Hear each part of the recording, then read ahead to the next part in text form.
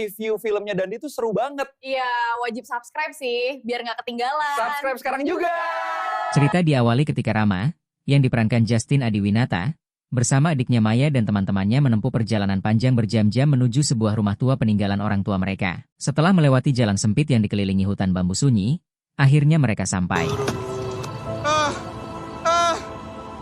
Hai, sampai juga.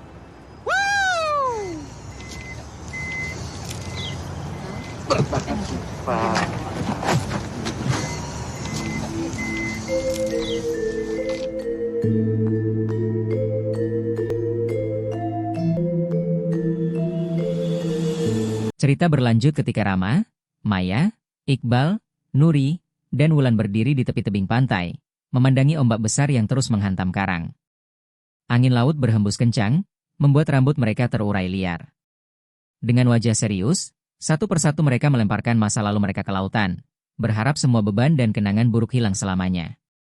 Mereka menatap ombak dengan lega, tidak menyadari, apa yang mereka lakukan justru membangunkan sesuatu yang selama ini tertidur di kedalaman. Sesuatu yang haus akan jiwa mereka semua. Dari trauma masa lalu kita. Iya, sabar, dengerin dulu. Pun. Barang gua smartphone, ya. Ini emang daminya dari Mangga 2. Gue itu orang yang jahat di dunia maya. YouTube gue isinya prank, hinaan. Semua konten gue harus berguna buat penontonnya.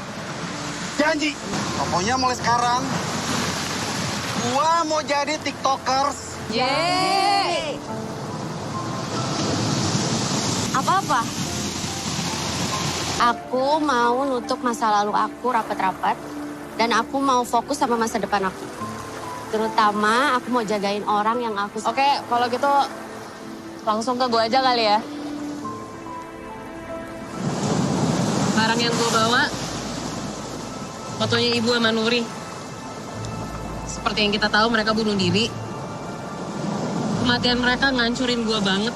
Setelah melempar masa lalu mereka ke lautan, kini Rama, Maya, Iqbal, Nuri, dan Wulan berjalan pulang menuju rumah Rama.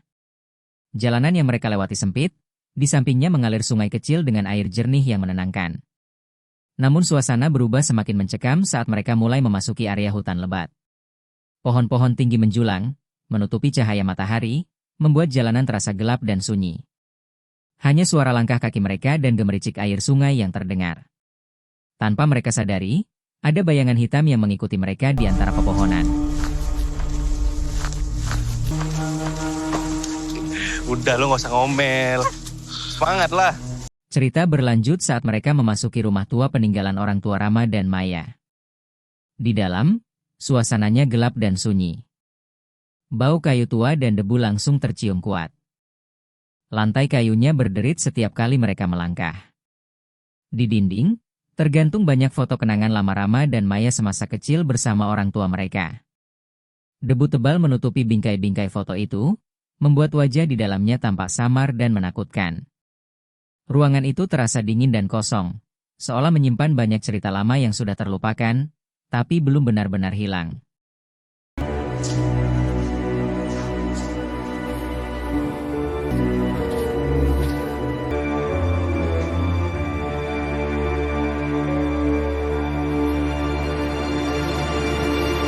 Oke, berkumpul semua pasukanku. Cerita berlanjut ketika Iqbal, dengan gaya lucunya yang tengil, langsung menginstruksikan mereka untuk bersih-bersih rumah itu.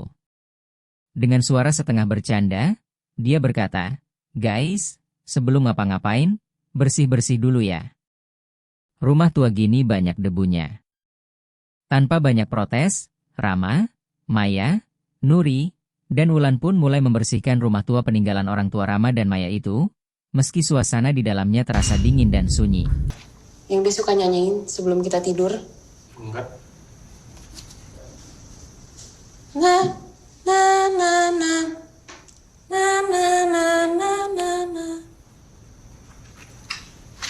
Gak ingat sama sekali. Singkat cerita, saat membersihkan rumah, Rama dan Maya menemukan sebuah kalung tua milik ibu mereka. Punya ibu kan? Maya menatap kalung itu lama, jemarinya gemetar saat menyentuh liontin kecil berukir bunga. Matanya berkaca-kaca, Teringat bagaimana ibunya selalu memakai kalung itu setiap hari. Rama hanya menatap adiknya dengan tatapan sedih, ikut merasakan kerinduan yang sama. Di tengah keheningan rumah tua itu, kalung itu seolah membawa kembali kehangatan ibu mereka. Meski hanya sesaat, sebelum sunyi dan hawa dingin kembali menyelimuti. Ada yang harus lo tahu. Saat itu, di belakang rumah, Wulan memberitahu Rama bahwa ia sangat cemas dengan kondisi Maya yang semakin memburuk karena penyakit anxiety-nya. Iqbal yang mendengar pembicaraan mereka hanya menanggapi dengan gaya lucunya, mengatakan bahwa Maya pernah melempar asbak ke arahnya saat sedang panik. Meskipun suasana serius, celotehan Iqbal sedikit mencairkan ketegangan sore itu. Orang susah, ngumpulnya sama orang susah juga.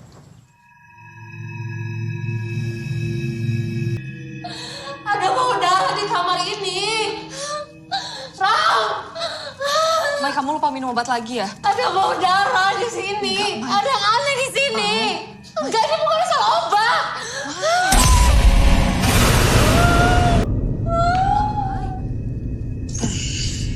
Kayaknya ada sesuatu nih. Malam itu, Maya tiba-tiba berteriak ketakutan setelah melihat sosok wanita menyeramkan berdiri di sudut kamarnya. Namun Rama dan teman-temannya tidak mempercayai apa yang dia lihat. Mereka hanya berpikir Maya lupa meminum obatnya. Tanpa sadar, teror sebenarnya baru saja dimulai.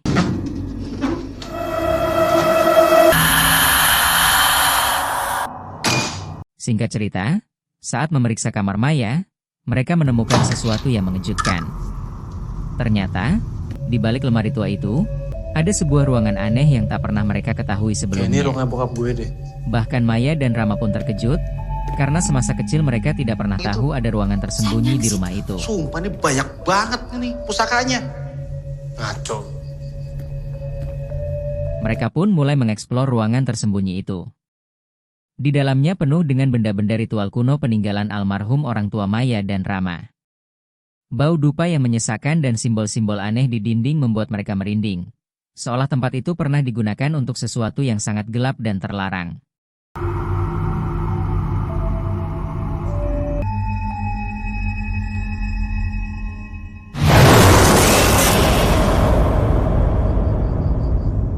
Tis, temenin Maya. Saat sedang mengeksplor ruangan itu, Iqbal melihat sebuah buku tua berdebu di atas meja. Rasa penasarannya langsung muncul. Perlahan ia mendekat, menatap sampulnya yang sudah usang, bertanya-tanya, buku apa sebenarnya yang disembunyikan di tempat gelap seperti ini. Apaan sih, Val? Gue juga nggak tahu. Lo nggak seharusnya ngambil barang dari ruangan itu. Tanpa pikir panjang, Iqbal yang selalu konyol langsung membuka buku tua itu sambil tertawa kecil. Bahkan, dia sempat melakukan siaran langsung di TikTok untuk pamer temuannya. Tapi Iqbal tidak tahu, buku tua itu menyimpan misteri kelam yang seharusnya tidak pernah dibuka siapapun. Cara, wow, akan membuka pusaka ini. Sambil kita tunggu ya. Yuk, 5.000. Nah.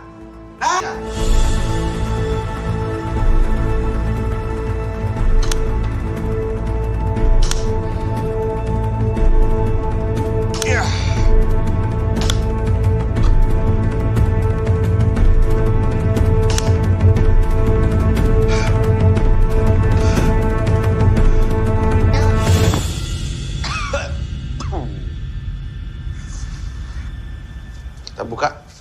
2, 3. Itulah awal cerita mereka menemukan buku tua misterius itu. Tapi guys, ini baru permulaan. Di part 2 nanti, sosok mengerikan calon arang akan muncul dan mulai meneror mereka satu persatu. Apa sebenarnya isi buku itu? Dan siapa yang akan menjadi korban pertama? Follow sekarang, sebelum kalian menyesal ketinggalan kelanjutannya.